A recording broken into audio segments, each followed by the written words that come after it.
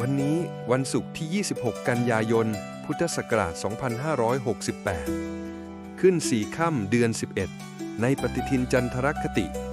เช้านี้ยืดตัวเล็กน้อย เปิดอกให้กว้างรับวันใหม่ ขอบคุณโอกาสที่จะได้ทำความดี น้อมระลึกคุณพระรัตนตรัย พร้อมแล้วเชิญสวดทำวัดเช้าครับ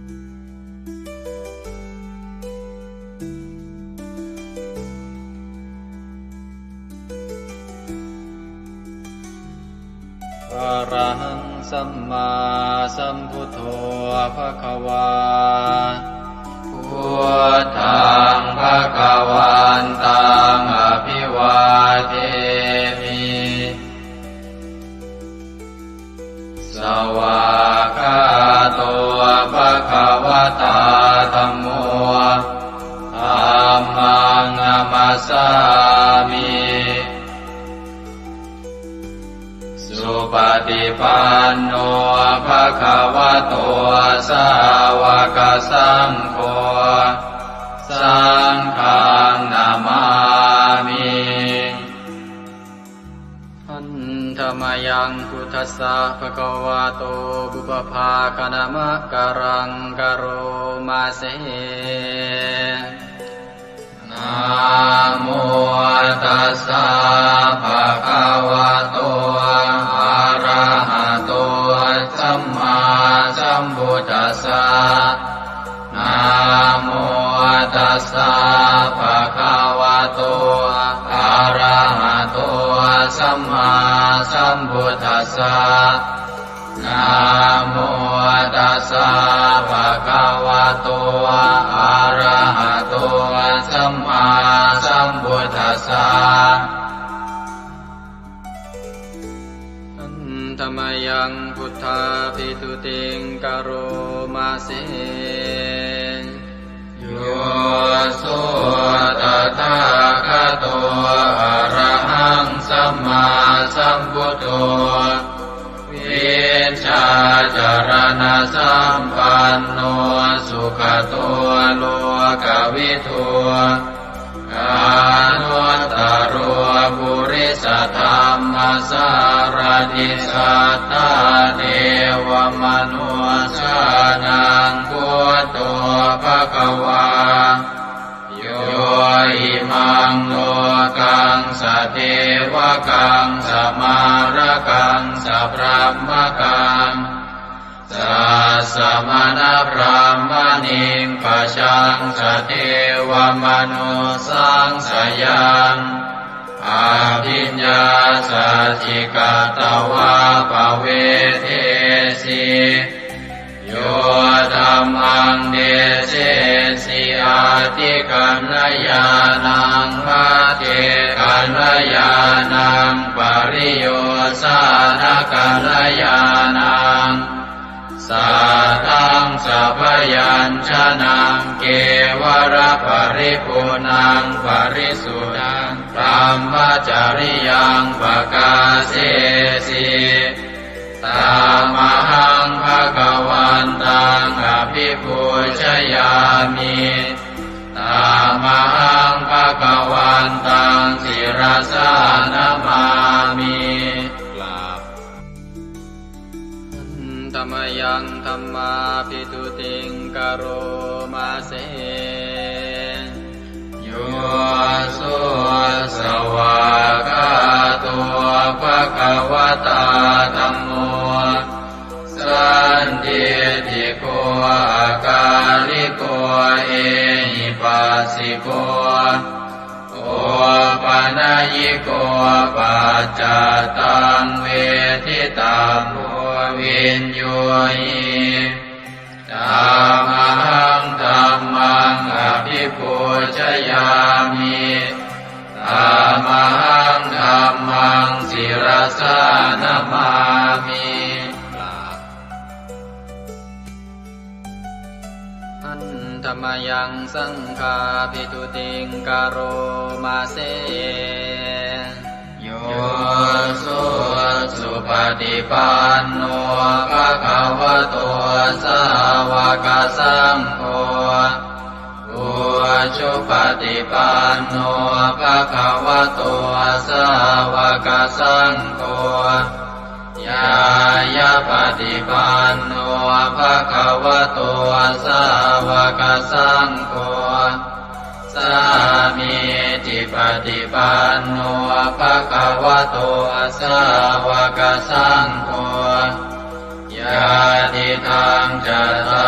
ริปุริสยุคานิอัตถปุริสปุคลาเอสะภะคะวะโตสาวกสังโฆอาหุเนยโยปาหุเนยโยทักขิเนยโยอัญชลีกรณิโยอนุตตรังปุญญเกตังโลกัสสะตามหังสังฆังอภิปูชยามิตามหังสังฆังศิรสานามามิ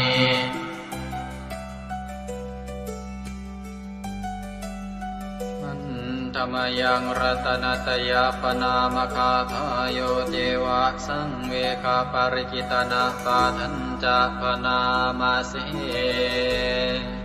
พุทโธสุสุโธกรุณามหันนโวโย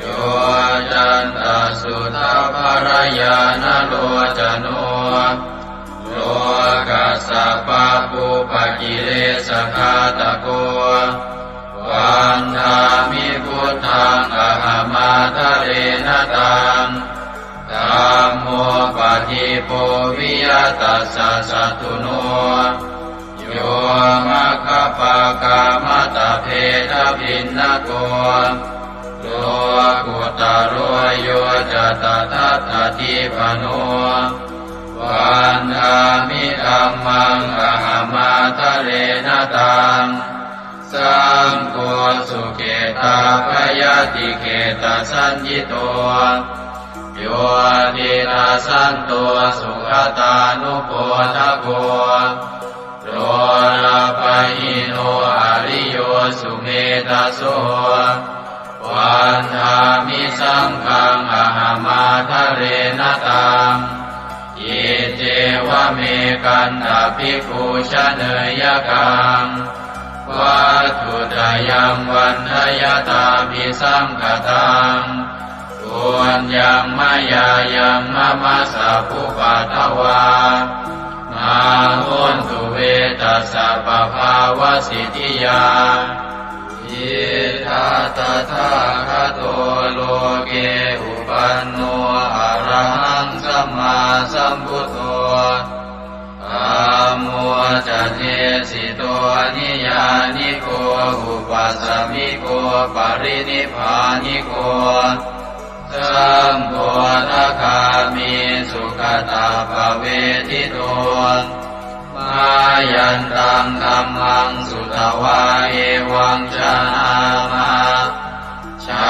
ติปิทุกขาชราปิทุกขามรณะปิทุกขังโสกปริเท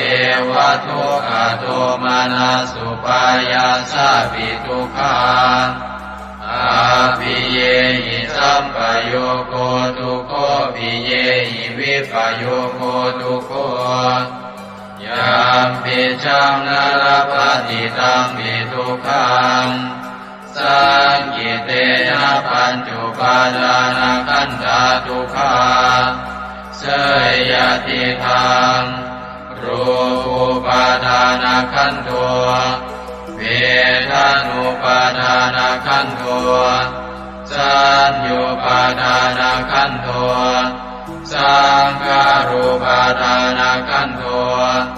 วิญญาณุปาทานาขันโทเยสังปริยายาอารมาโนโสภะคะวาเอวังพะหุลังสาวะเกวิเนติเอวังภาคาจะปนัสสะภะคะวะโตสาวะเกสุอนุสาสนีพะหุลาภวัตติรูปังอนิจจังเว เวทนาอนิจจาสัญญาอนิจจาสังขาราอนิจจาวิญญาณังอนิจจังรูปังอนัตตาเวทนาอนัตตาสัญญาอนัตตาสังขาราอนัตตาวิญญาณังอนัตตาสัพเพสังขาราอนิจจาสัพเพธัมมาอนัตตาติเตมะยังโอตินามหาชาติยาชารามรณีนาโสเกหิปาริเทเวหิทุเกหิโทมานาเสหิอุปายาเสหิทุโกตินาทุกขปะเรตา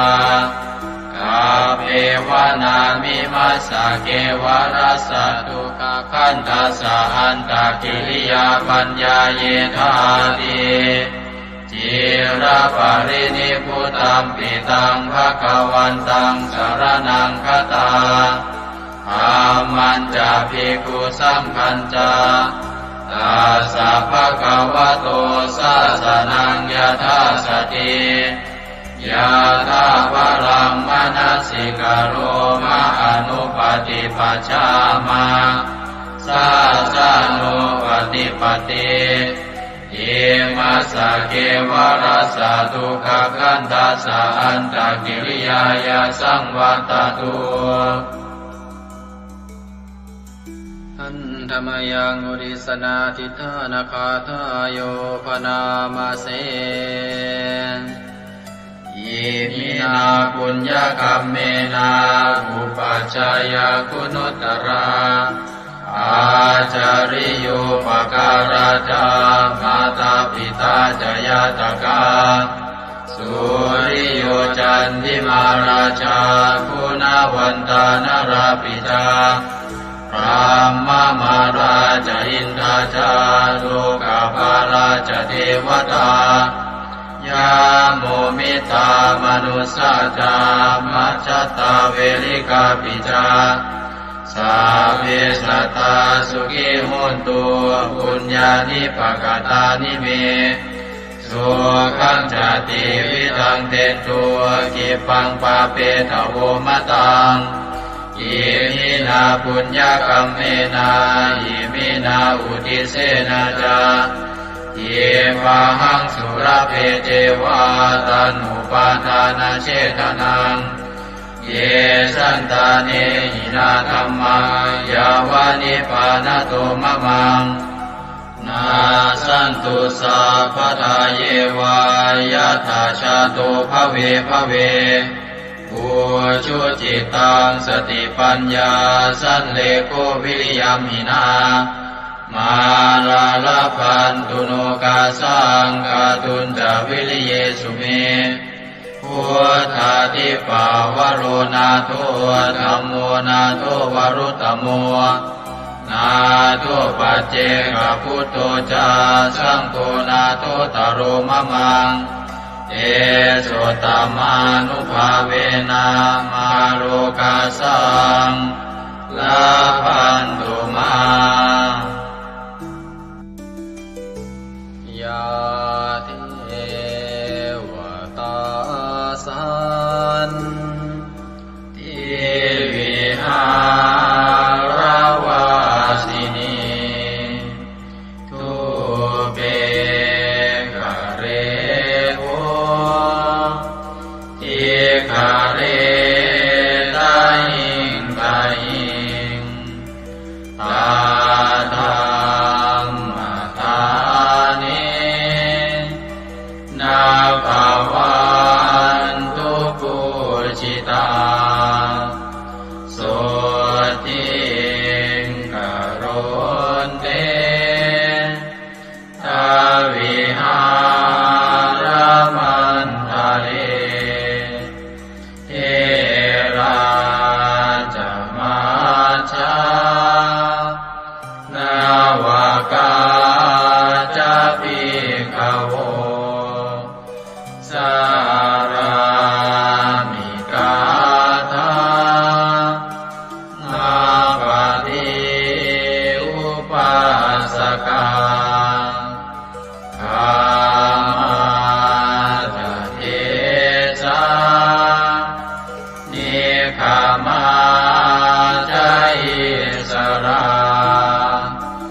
สั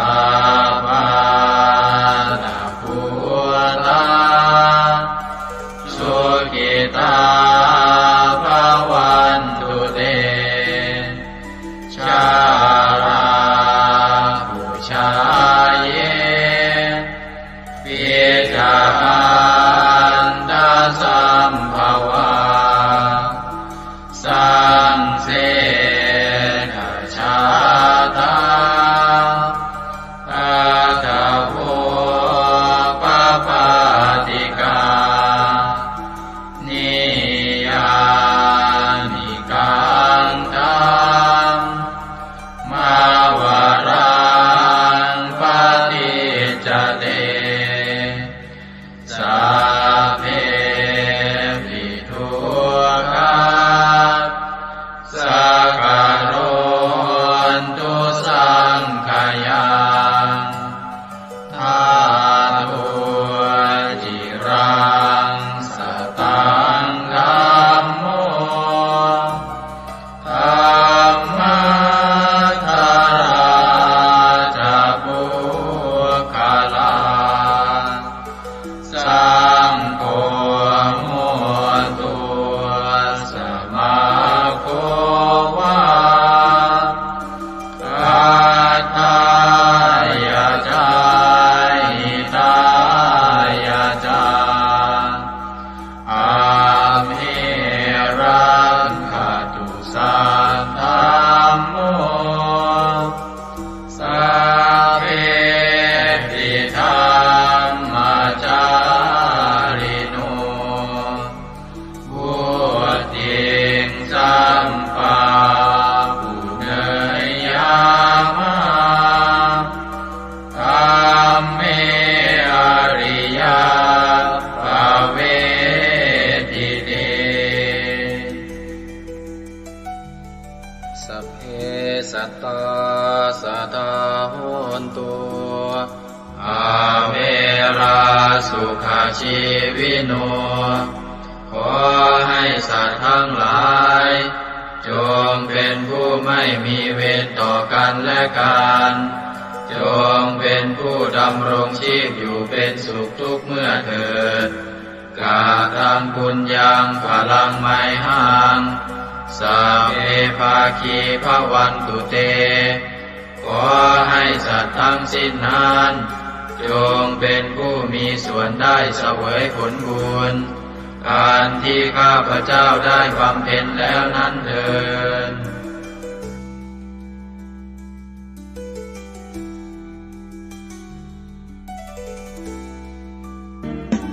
ในพระสุตตันตปิฎกคัมภีร์ที่5 คุตทกนิกายธรรมบทได้เล่าเรื่องสมเด็จพระสัมมาสัมพุทธเจ้าทรงรับสั่งให้พระอานนท์ไปสวดรัตนสูตรช่วยให้เมืองไผ่สาลีพ้นภัยพิบัติทั้ง3ประการอันเกิดจากโรคภัยอมนุษยภัยและเศรษฐกิจเสียหายให้อันตรธานหายไปเราทั้งหลายโปรดตั้งใจประกอบไปด้วยเมตตาความปรารถนาดีต่อสรรพสัตว์ทั้งหลายแล้วระลึกถึงคุณพระศรีรัตนตรัยคือคุณพระพุทธเจ้าคุณพระธรรมและคุณพระสงฆ์ว่าเป็นที่พึ่งที่เคารพที่นับถือแล้วตั้งใจสวดพระจักรรัตนสูตรเพื่อกำจัดภัยพิบัติทั้งหลายดังพระพุทธองค์ได้ทรงรับสั่งให้พระอานนท์สวดช่วยให้เมืองไผ่สาลีพ้นภัยอันตรายทั้ง3ประการนั้นเถิด สัมมันตาจักวาเรสุอัตราคชันตุเทวตาสัทธมังมุนิราชสาสุนันโตสักขโมคทาสักเคกาเมจารูเปคิริสิขรตเตจันตาเลเควิมาเนทิเปรัเทจะคาเมตารุวนาคหเนเคหวัตุมมิเกเตภูมิมาจยันโตเทวาชลทลวิสเมยัคขคันธัมพนาคา ติทันตาสันติเกยังมุนิวรวจนังสาทโวเมสุนันโต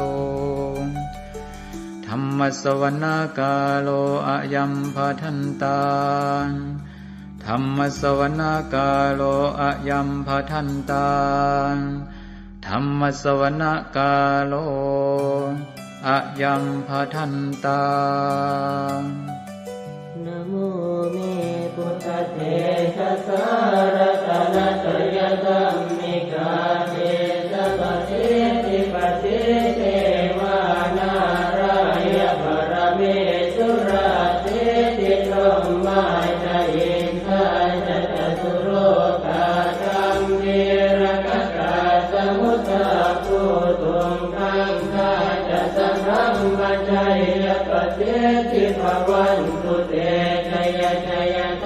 รณิทรณิอุตติอุตตินาทินาทิชัยชัยสักคนละตนละนิสัยนิไรไทยเสนาเมรุราชพุนโนราชิชัยชัยธรรมิระโสปินาเกตนาคิปิสัจพุทธจาริชัยชัยตุนิมิตาโลกิชัยชัยสิงคิตุตาตานะบุคจาชัยชัยวารุณโมทัสสะชัยชัยจัมปาทินาคตุลทันโตชัยชัยทัจกวนนะตุรงสุขระโพชงสิหาเปียกติปาชัยชัยวารุณโมคายาตราจิตจิตเจนาเรปุณสติโนระเทชัยชัยสุขาสุขาทิวิชัยชัยทรณิตาเนคตาสุชัยยาชัยชัยทรณิสันติสตาชัยชัยมังคารารัญญาภวะเกชัยชัยวารุณยาเกชัยชัยรักเทสุรภูจเตชะชัยชัยพรหมเมทัตนาชัยชัยราชาธิราชาชัยชัยชัยปัตตเวงสาพังชัยชัยวรมันตาปเจกตุตสาวังชัยชัยมเหสุโรหโรหริงเทวาชัยชัยพรหมาสุราโคชัยชัยนาโควิรุณโควิโรปโคจันทิมารวินโทจะเวนะเตยโยจะกุเวโรวรุโนทิตาคิวาโยจะปาจุโนกุมารโรตัสรตโกอัตารตมหาเทวาสิทิตาปัสสะทโยอิเตโนสาวกาตาปชัยยราโมปวันตุเตเดยธรรมโมจะสังโฆจะสัสปาโลจะชัยยทางเอเทนะชัยยเตเทนะชัยยโสทิปวันตุเตเทนะพุทธเตเทนะโหตุเตชัยมังคารังชโยติพุทธสัจจิริมโตอายัมมารัสจตาติมโตปราชโยอุโกสยัมโพธิมันเดปโมติสาชัยยตตาพรหมกนามเหติโนชโยติพุทธสัจจิริมโตอายัมมารัสจปาติมโตปราชโยอุโกสยัมโพธิมันเดปโมติสาชัยยตตาอินทกนามเหติโนชโยติพุทธสัจจิริมโตอายัมมารัสจปาติมโตปราชโยอุโกสยัมโพธิมันเดปโมติสาชัยยตตาเทวกนามเหติโนชโยติพุทธสัจจิริมโตอายัมมารัสจปาติมโตปราชโยอุโกสยัมโพธิมันเดปโมติสาชัยยตตาสุปันนครามเหติโนชโยติพุทธสัจจิริมโต โกอายังมารัสจักาติมาโตปราชโยอุโกสยัมโมติมันเทปโรติตาชัยยะตถานากะคะดามเหติโนเตโยภิพุทธัสสิริมาโตอายังมารัสจักาติมาโตปราชโยอุโกสยัมโมติมันเทปโรติตาชัยยะตถาสัพพัมปะคะดามเหติโนเตยัมโตโพธิยาโมเรสักยานังนันทิวัตตโนเดวังภวังวิทโยโหหิตยาตุชยมังคะเลอปราชิตปัลลังเกติเสปะทวิโภคะเรอภิเศษเกสะภะพุทธานังอังคัปปะโตปะโมทะเทตุนันทัสสังสุมังคลังสุปะปะตังสุโหติตังสุขโนสุโมโหตัวจะสุเยสังพรหมจาริตัวปัสสัตตินังกายกัมมังวาจากัมมังปัสสัตตินังมโนกัมมังปณิทิเตปัสสัตตินาปัสสัตตินานิกัตตวานรกันตาเจปัสสัตติเมเตอัตรัสสะสุขิตาเวรุณากุตสัสเนอโรคาสุขิตาโหตัสสะสัพเพหิยาเทปิสุนันตัวโกโตเยเทวาสนิทาเนอติระตาติกายุกาสดาโหตัวสุขิตาโหตัวสัพพตารักขันตัวสัพพสัตตารังรักขันตัวจิตสัสสนังยาทาจิปัฏนาเตสัสสะเวกุเรนโยมโนรัทายุตกาเลภวัตสันตุวัตสังวัสสะลาโรคาจุปัสสวะเตทันนิวาเรนโยจัสสะปตากายสุขังเกเตสุขังวรันตุยัตตาโพชังโพสติสังขาโต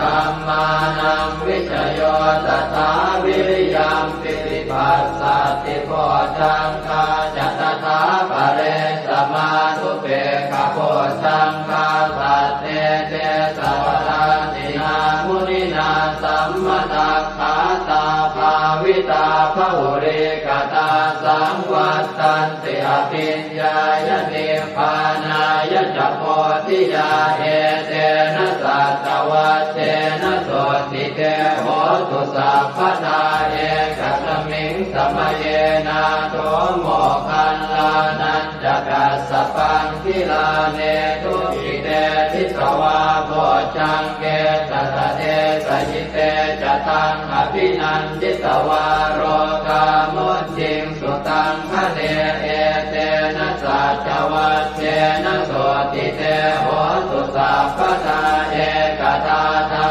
มราชาภิเกลัญเยนะภิปิริโตจนทัสเถเรนะตัญเยวะปนาเปตวานัสสาธรังสัมโพธิสวาจาปาทาตัมหาวุฒาสิทานะโสเอเตนะสัจวัตเตนะโสติเตโหตุสัพพทาปะหินาเตจาปาทาตินันนังติมเหสินังมาคาตะกิเลสาวะปัตตานุปัสสิธรรมตังเอเตนะสัจวัตเตนะโสติเตโหตุสัพพทายันทุนนิมิตตังอวมังคลันจะโยจามนาโพสกุณาสสัตโตปาปังกโหตัวสุปินังอาการตังพุทธานุภาเวนวินาสเมนตุยันทุนนิมิตตังอวมังคลันจะโยจามนาโพสกุณาสสัตโตปาปังกโหตัวสุปินังอาการตังธรรมานุภาเวนวินาสเมนตุยันทุนนิมิตตังอวมังคลันจะโยจามนาโพสกุณาสสัตโตปาปังกโหตัวสุปินังอาการตังสังฆานุภาเวนวินาสเม ลหิสวิสโยธัมโมโลเกอนุสโรสัพพสัสสะอิทัฏฐายตังภวังคันหาอิเทวเทปริวัชเชราชทันเทอมนุสเสหิปาวะเกปยาเกนาเกวิเศษโมเทอากาลมรเนนวาสัพพัสสมามรณามุตโตทเปตวากาลมาริตังตัสเสวะอานุภาเวนะโหตุเทวสุขิสตาสุตสีลังสมาทายธัมมังสุจริตังจเรตัสเสวะอานุภาเวนะโหตุเทวสุขิสตาเลกิตังทิฏฐิตังโพจังภารนังวาจนังครุงปะเรสังเทสนังสุตวาทัสสะอายุปวัฏฏติเอวเมสุตังเอ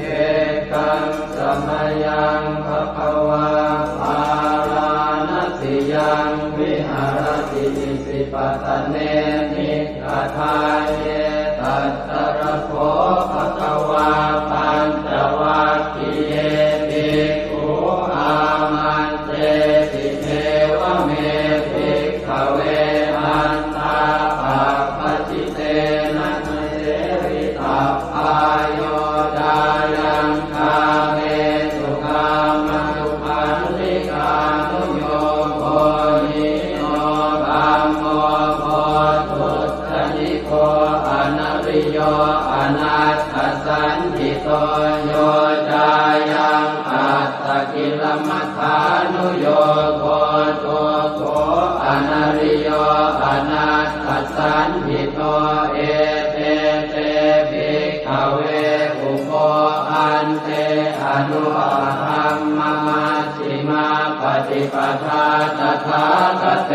นะอภิสัมพุทธาจักขุกรณีญาณกรณีอุปสมัยอภิญญายสัมโพธายนิพพานายสัมวัตติกตมาจัสสาภิกขเวมัชฌิมาปฏิปทาตถาคเต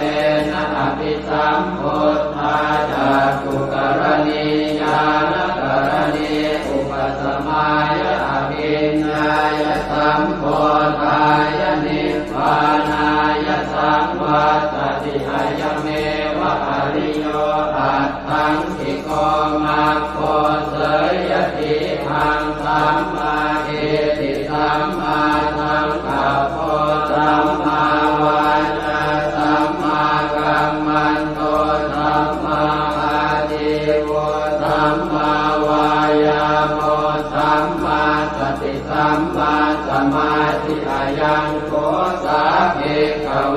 มัชฌิมาปฏิปทาตถาคเตนะอภิสัมพุทธาจักขุกรณีญาณกรณีอุปสมัยอภิญญายสัมโพ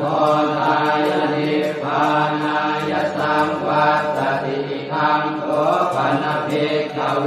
ทุกขังอริยสัจจังชาติปิทุกขาจราปิทุกขามรณะปิทุกขังโสกปริเทวทุกขโทมนัสสุปายาสาปิทุกขาอัปปิเยหิสัมปโยโกทุกขปิเยหิวิปปโยโกทุกขยังปิขันนาปฏิตัมปิทุกขังสังเกนะปัจจุปาทานักขันธาทุกขาอิทังโขปนภิกขเวทุกขสมุทัยโยอริยสัจจังจายังตัณหาโกโนภวิกานันทิราคะภะนาตัตตระอัตตราภินันทิริเสยติทางกามตัณหาภวตัณหาวิภวตัณหาอิทังโขปนภิกขเวทุกขนิโรธอริยสัจจังโยตัสสะเยวตัณหายะเสสวิราคะนิโรธจาโคปฏินิสสะโมโมติ อนาลโยอิทังโขปนภิกขเวทุกขนิโรธคามินีปฏิปทาอริยสัจจังอายันเมวะอริโยอาทังกิโย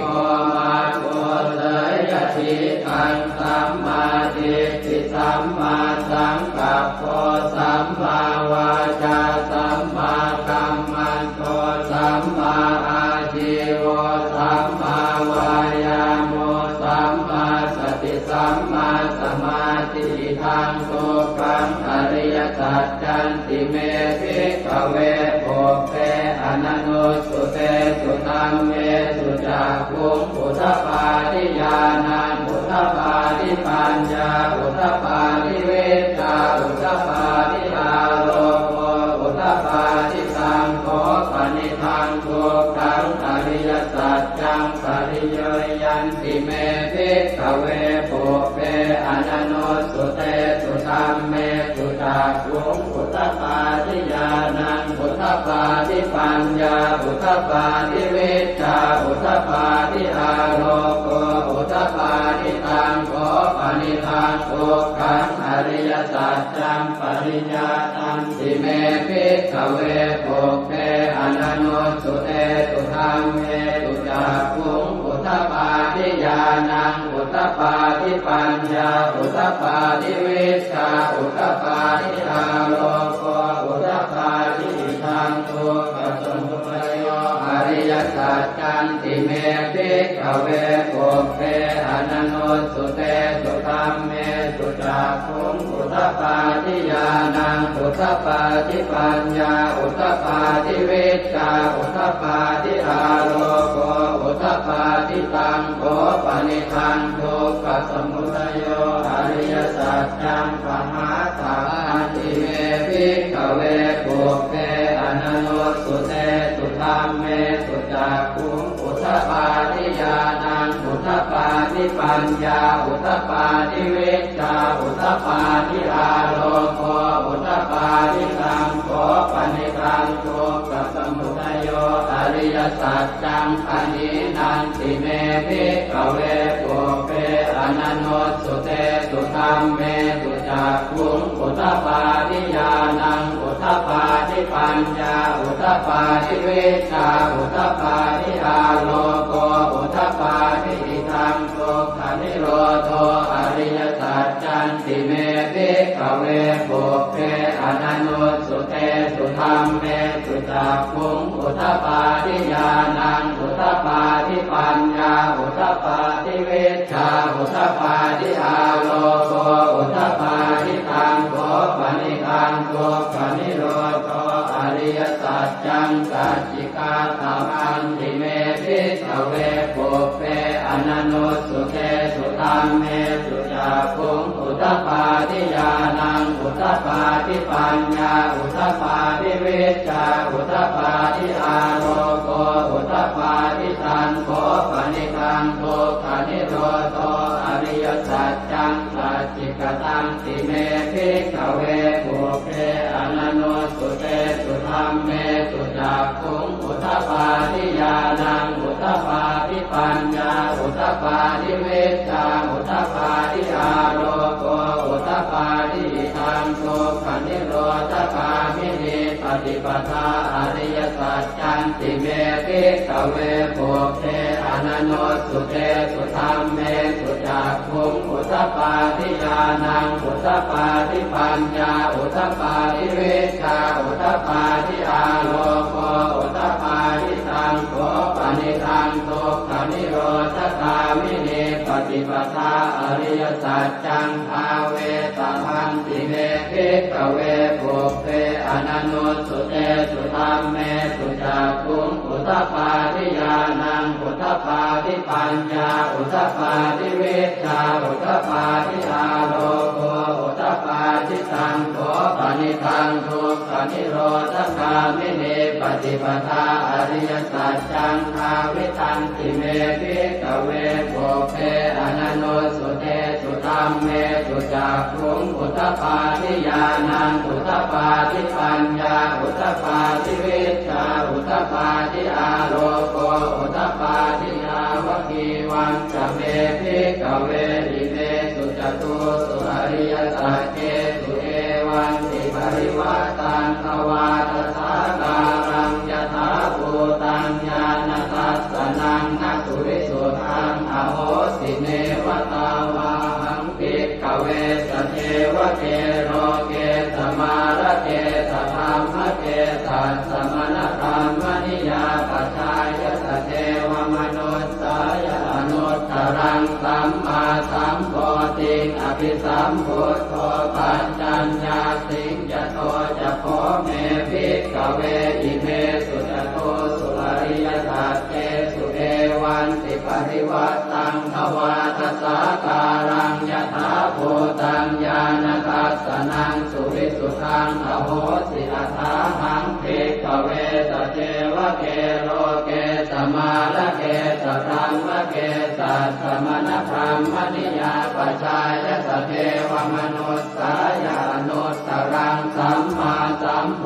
ธิอภิสัมพุทโธปัญจัญญาสิงญานันจะปนเมทัสสนังอุตตปาทิอโภคาเมวิมุตติอายันติมาคาตินาทิธานิปุนาภโวตินิธรรมโวจะภควาอัตถมานาปัญจวัคคียาเภโคภควโตปาติตังอภินันตุอิมัสสมิงจะเวยากรณัสสมิงปัญญมาเนอายสมโตโกนตัญญาสวิรจังวิธรรมลังธรรมจักขุงพุทธปาทิยังกินจิตสมุทัยธรรมังสัพพันตังนิโรธธรรมันติภวัตติเตจะภควตาธรรมจักเกภูมาเทวาสัตตมนุสสาเวสุเอตัมภควตาภาลานติยังอิสิปตเนมิกทาเยอนุตต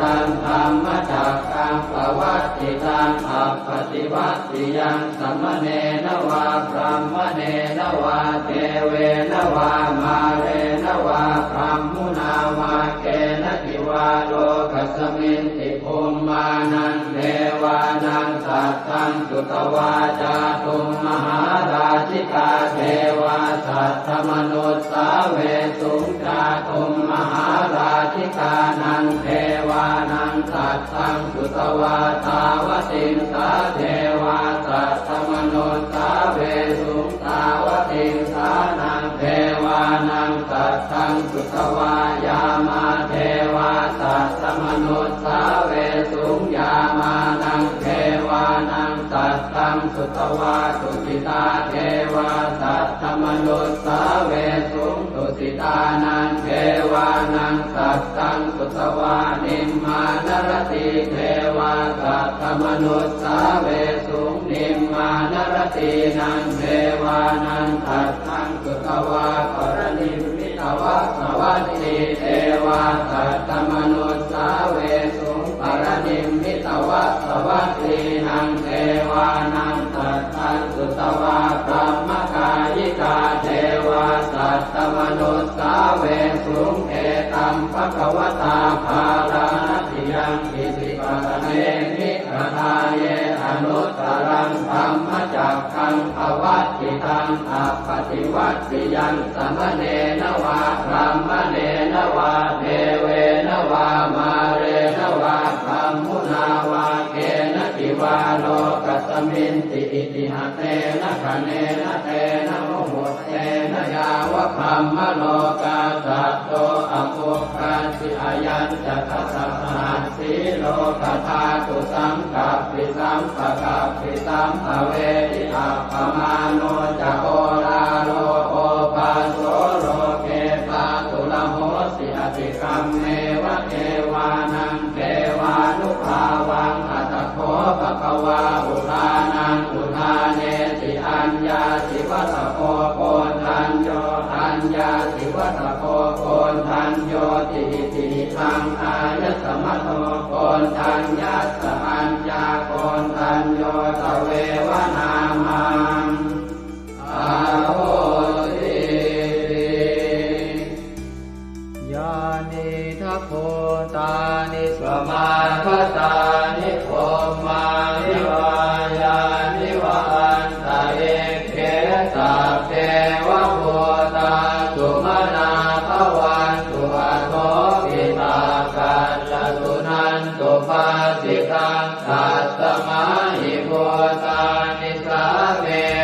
สัพเพเมตังกโรธรรมานุติยาปัจจายติวาจารัตโตจารันติเยวะเลกัสสมาหิเนรักขตาปมัตตายังเกจิเวตังอิทวาหุรังวาตาเกตุวายังรัตนังปณิตังนโนตมังอาติกถาคเตนะอิทังปิพุทเสรัตนังปณิตังเอเตนะสัจเจนะสุวัตติโหสุขยังวิราคังอมตังปณิตังยตาจักขาสักขยมิสมาหิโตนะเตนะธรรมเมนะสมาธิจิตติธัมปิธัมเมรัตนังปณิตังเอเตนะสัจเจนะสุวัตติโหสุยัมปุณณเตโสปริวันนะเยสุติสมาธิมานันตริกัญญมาหุสมาธินาเตนะสโมนะเวชติธัมปิธัมเมรัตนังปณิตังเอเตนะสัจเจนะสุวัตติโหสุเยปุคคลาอัตถสตังปัสสัทธาจัตตาริเอตานิยุคานิโหติเตนะขินายาสุขตัสสะสาวกาเอเตสุทินนานิมหาภลานิอิทังปิตังเกรัตนังปณิตังเอเตนะสัจเจนะสุวัตติโหสุเยตุปโยตามนัสสาทันเนนะเนกามิโนโคตมัสสะสนัมหิเตปฏิปัตตาอมตังวิคัยอนัตตามุทานิพุติงโกจมานาหิธัมปิสังเกรัตนังปณิตังเอเตนะสัจเจนะสุวัตติโหสุยตินตะกิโลปัตวินสิโตสิยาจโตภิวาเน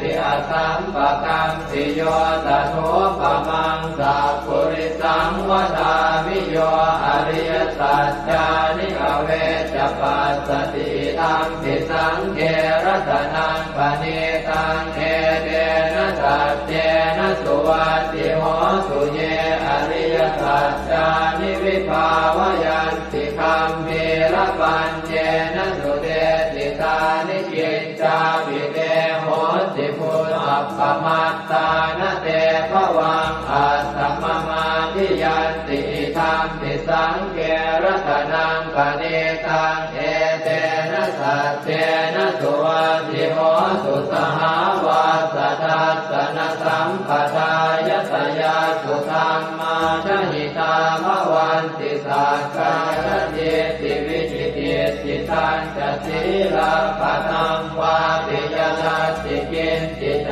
โตหปาเยหิจเวปโมทโตจะชาวิธานานิอภาโภกาทรงอิทังปิสังเกรัตนังปณิตังเอเตนะสัจเจนะสุวัตติโหสุกินจาปิโสกัมมังกโรติปาปะกังกายเยนะวาจายุตเตนะสาวาอภาโคโสตัสสะปฏิจจทายะอภาปตาเจตปทัสสะโอตาดิธัมปิสังเกรัตนังปณิตังเอเตนะสัจเจนะสุวัตติโหสุวนาปะโคมเกยถาโคสิตาเกกิมมานามาเสปัตมังสมิงกิมเหตโตปะมังธัมมวรังอเดสยินิพพานคามิงปรมังหิตายะหิธัมปิพุทเทรัตนังปณิตังเอเตนะสัจเจนะสุวัตติโหสุวโรวรัญโยวรโสวราหะโรหะโนตโรธัมมวรังอเดสยิธัมปิพุทเทรัตนังปณิตังเอเตนะสัจเจนะสุวัตติโหสุขีนังปุรานังนวังนาจิสัมภวังวิรัตติตายติเกภวัสมิงเตกีนาหิจาอ วิรุณนิจันทาเนพันติธีรายถายังปฏิโพหิทังปิสังเกรัตนังปณิตังเอเตนะสัจเจนะสุวัตติโหตุญาเนทัพโพธานิสมาคตานิพมมานิวายานิวะอันตะเนเกตถาคตังเทวมนุสสโพธิตังพุทธังนามัสสามะสุวัตติโหตุญานิทัพโพธานิสมาคตานิพมมานิวายานิวะอันตะเนเกตถาคตังเทวมนุสสโพธิตังธัมมังนามัสสามะสุวัตติโหตุญานิทัพโพธานิสมาคตานิพมมานิวายานิวะอันตะเนเกตถาคตังเทวมนุสสโพธิตังสังฆังนามัสสามะสุวัตติโหตุกะกรณียมัตถกุศเลนะยันตังขันตังปะทังอภิธเมตตาโกอุโชตัสสุโชตัสสุวัโชตัสสะมุตุอนัตติมานิสันโตสะโกตัสสุภโรจะอาปะกิจโตจะสันละอุกโวติสันตินทริโยจะนิกะโคจะอาปะคาโคกุเลสุอนันตุกิจโกนะจะโพธังสมาจาเรกินติเยนะวินโยภะเรอุปวะเตยโยสุขิโนวะเกมิโนโหตุสัพเพสัตตาภวันตุสุขิตาตาเยเกจิปานะโมสาติตัสสาวะทาวราวาอนวเสสาติกาวาเยมหันตาวามัสสิมารัสสกาอนุกตุราเทขาวาเยจะเทขาเยจะโทเรวสันติอวิโทเรโพธาวาสัมภเวสีวาตาเพสัตตาภวันตุสุขิตาตานะปะโรปะรังนิโกเพตนาติมันเยตกะตะกินังกินติพยาโรสนาปฏิฆะสัญญาณายมัญญาสโตขเมเฉยมาตายฐานิยังโพธังอายุสาเอกโพธมนุราเขเอวังติสาภะโวเตสุมาณสัมภาวะเยอปริมาณังเมตัญจะสาภะโรกัสมิงมาณสัมภาวะเยอปริมาณังโพธังอโนทติริยัญจะสัมภาทังอเวรังอัสสะปัตตังเดทันจรังนิสินโนวาสยาโนวายาวตัสสวิคตมิตโตเอตังสติงอภิเสยพัมมะเมตังวิหารังอิทมาหุเดสินจานุปคัมมะศีลวาทัสสเนนะสัมปันโนกาเมสุวินัยเกตังนะหิจาสุขัปปะเสยยังกุณเวทีเอ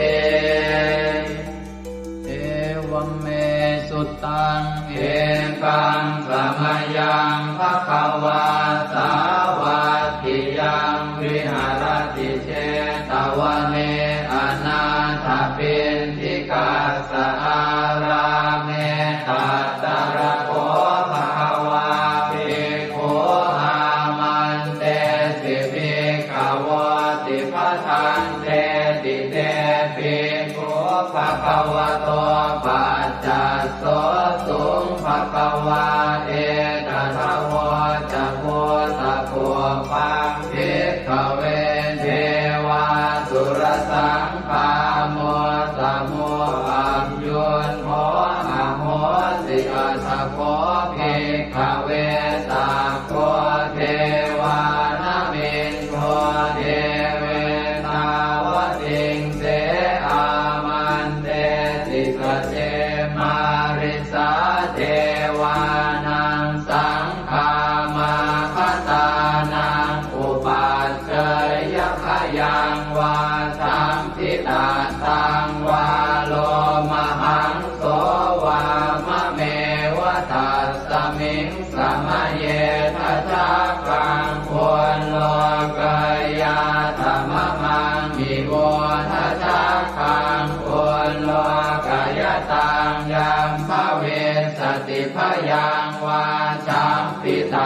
ตังวาโล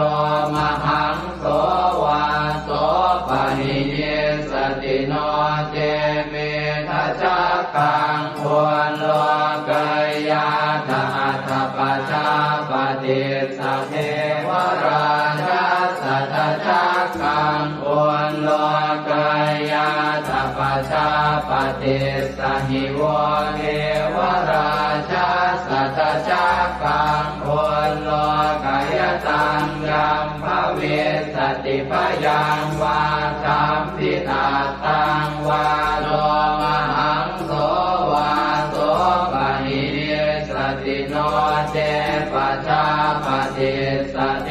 วราชาสัทธากังควรโลกายาตาสาวโรนัสสเทวราชาสัทธากังควรโลกายาตาวโรนัสสหิวเทวราชาสัทธากังควรโล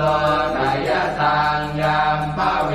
สติพยังวาสัมพิตาตังวาโลมหังโสวาโสปะหิเยสติโนเจวโรนัสสเทวราชาสัทธากังควรโลกายาตาตาอิสานาสเทวราชาสัทธากังควรโลกายาตาอิสานาสหิวเทวราชาสัทธากังควรโลกายตังยัมภเวสติพยังวาสัมพิตาตังวาโลมหังโสวาโสปะหิเยสติสิตังโอปะนาภิกขเวสักกัสสวะเทวนามินทาสัทธากังควรโลกายตังปัจจาปฏิสวะเทวราชาสัทธากังควรโลกายตังวโรนัสสวะเทวราชาสัทธากังควรโลกายตังอิสานาสวะเทวราชาสัทธากังควรโลกายตังยัมภเวสติพยังวาสัมพิตาตังวาโลมหังโสวาโสปะหิเยทาปิโนปิปะหิเยหังกิสเหตุสักโคหิภิกขเวเทวานามินโทอเวตาราโมอเวตาโทโสอเวตาโมโหปิรุณาภิอุตราสิปะลาเยติอหันจะโมภิกขเวเอวังวะกามิสเจตุมหากังภิกขเวอรัญญคตานังวารุขโมลคตานังวาสุญญาภารคตานังวาอุปัชฌยพยังวาจัมปิตาตังวาโลมหังโสวามะเมวตัสสมิงสมเยอนุสรยานาอิติปิโสภะคะวะอะระหังสัมมาสัมพุทโธวิชาจารณะสัมปันโนสุขโตโรภวิโตอนุตตรปุริสธรรมสารทิสัทธาเดวมนุสสานังพุทโธภคะวาติมะมังมิโวภิกขเวอนุสรตังยัมภเวสติพยังวาสัมพิตาตังวาโลมหังโสวาโสปะหิเยสติโนเจมังอนุสรยาทาทธัมมังอนุสรยาทัสสวะภะโตภะคะวะตาธัมโมสันทิฏฐิโกอาการิโกเอหิปัสสิโกโอปนัยโกปัจจตังเมริตาโกเวญโยหิติธัมมังนิโวภิกขเว นุสรตังยัมภเวสติพยังวาสัมพิตาตังวาโรมหังโสวาโสปะหิสติโนเตธัมมังอนุสรยาตถาสังฆังอนุสรยาตสุปฏิปันโนภะคะวะโตสาวกสังโฆพุทธปฏิปันโนภะคะวะโตสาวกสังโฆญาญาปฏิปันโนภะคะวะโตสาวกสังโฆสามีจิปฏิปันโนภะคะวะโตสาวกสังโฆยะติทานจัตตาริปุริสายุคานิอัตถปุริสปุคลาเอสัพพะวะโตสาวกสังโฆอาหุนายโยปาหุนายโยทักขินายโยอัญชริกรณิโยอนุตตรังปุญญเขตังโลกัสสาติสังฆังนิโวภิกขเวอนุสรตังยัมภเวสติพยังวาสัมพิตาตังวาโลมหังโสวาโสปะหิสติตังกิจสเหตุตถาคตหิภิกขเวอรหังสัมมาสัมพุทโธเวตราโภเวตโตโสเวตโมโหอภิโรอัสสัมเดอนุสราสีอัปาราเยติสัมภโวจะภาควาอิตังวัตตวานตุภะโตยะถาอารังเอตถาวจะสัทธาอารัญเยโรกโมเรวาสุญญาคาเรวะภิกขวอนุสเรตสัมพุทธังพยังตุมหากโนสิยาโนเนพุทธังสรยาชโลกเจตังสราสปังอาธรรมังสรยาธนิยานิกังสุเทจิตังโนเจธัมมังสรยาธนิยานิกังสุเทจิตังอัตสังฆังสรยาธปุญญเกตังอนุสรังเอวังพุทธังสรันตานังธัมมังสังฆังจะภิกขวพยังวาสัมพิตาตังวาโลมหังโสรหิสติเตเวปัสเสสนมาตุจักขุมาตาสสิเรมโตสิกิตปินามาตุสัพพะโพธานุกัมปิโนเวสะโพสนามาตุนะหาตกาสัตตปัสสิโนนามาตุกะปุสันทัสสมารเสนาปมาทิโนโพนามมนาสนามาตุพระมนาสวุสีมโตกัสสะปัสสนามาตุเวภาวตัสสะสัพพะเทอังเกรสัสสนามาตุสักกายโพตัสสะติเรมโตโยอิมังธัมมมะเทเตสิสัพพะทุกขาปโนทนังเยจาปิเนพุทธาโลเกยถาภูตังวิปัสสิสุงเตชนะอภิสุนามหันตาเวตัสสารธาอิตังเทวมนุสสานังยังนามัสสันติโกตมังเวชาจารณสัมปันนังมหันตังเวตัสสารทังนะโมเมสัพพะโพ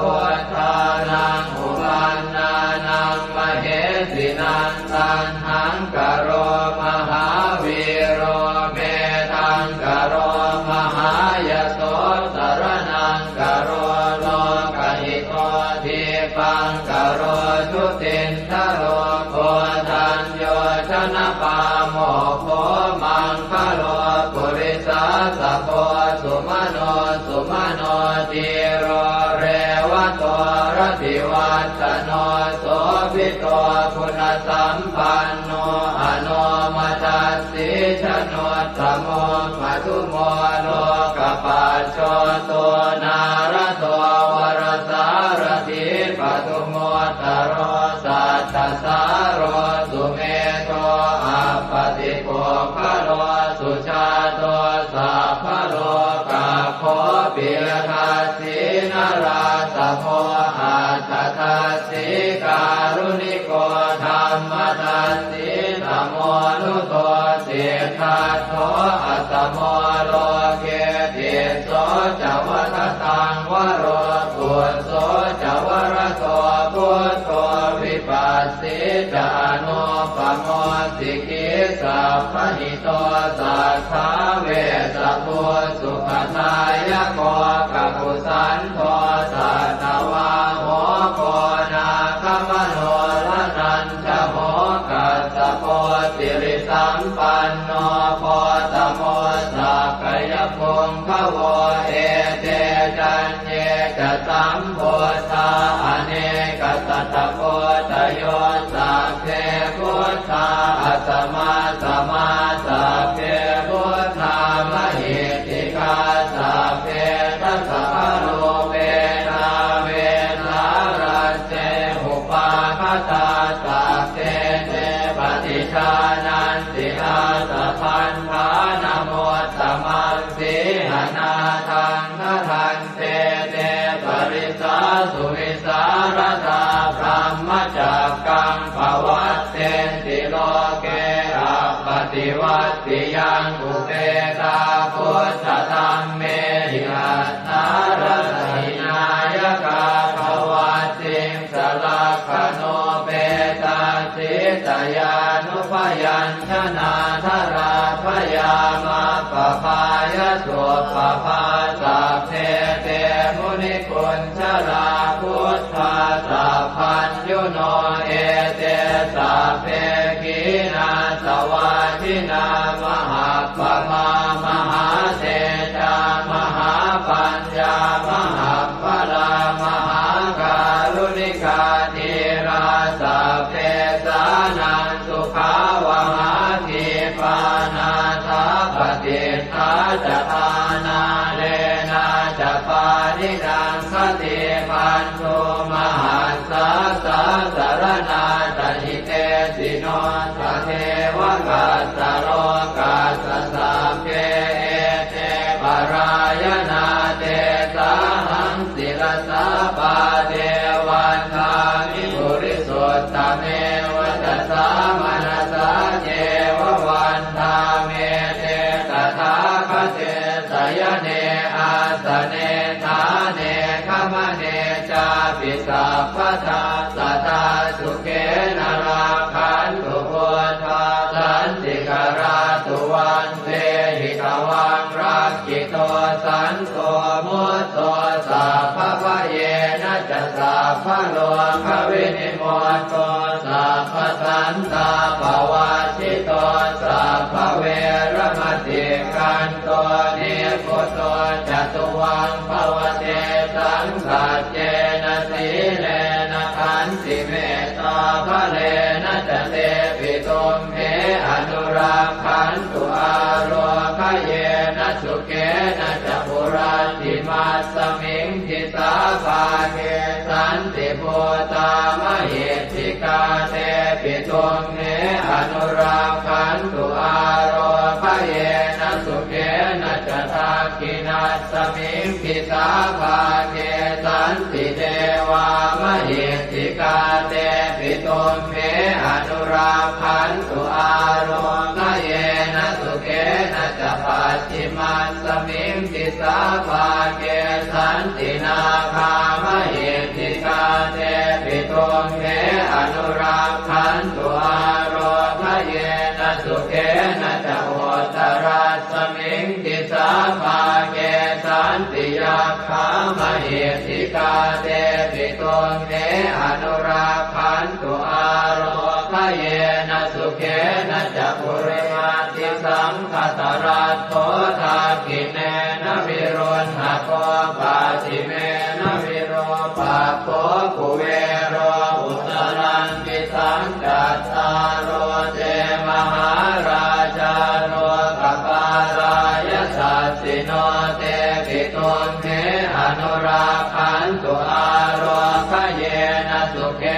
จากาสัทธาจะภูมิมันนาเทวานากามเหติกาเตปิตุมเห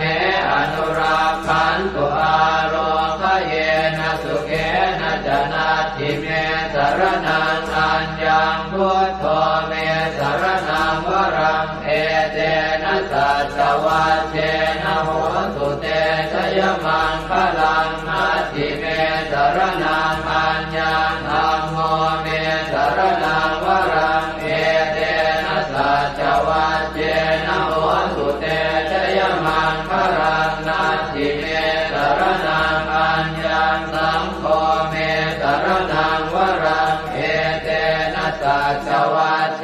นะโหตุเตชยมังคลังยังเจนจิรตนังโลเกเวชติวิวิธังปุถุรตนังพุทธสมังนาติตาสมาโสติภวันตุเตยังเจนจิรตนังโลเกเวชติวิวิธังปุถุรตนังธรรมสมังนาติตาสมาโสติภวันตุเตยังเจนจิรตนังโลเกเวชติวิวิธังปุถุรตนังสังฆสมังนาติตาสมาโสติภวันตุเตสักกะตวะพุทธรัตนังโอสถังอุตตมังวรังหิตังเทวมนุสสานังพุทธเตเชนะโสตินานาสันตุปัสสวะสัพเพทุกขาโอปัสสเมตุเตสักกะตวะธัมมรัตนังโอสถังอุตตมังวรังปริยาโหปัสสมนังธัมมเตเชนะโสตินานาสันตุปัสสวะสัพเพพยาโหปัสสเมตุเตสักกะตวะสังฆรัตนังโอสถังอุตตมังวรังอาหุนายยังปาหุนายยังสังฆเตเจนะโสตินานาสันตุปัสสวะสัพเพโรคาโวปัสสเมตุเตสัพพิติโยวิวัชชันตุสัพพะโรโควินาศตุมาเตภวันวันทรายโยสุขิติกายุโกภวะอภิวาทนาสิริสนิจังวุฒาปัจจายโนจัตตารโอธรรมาวัฏันติอายุวันโน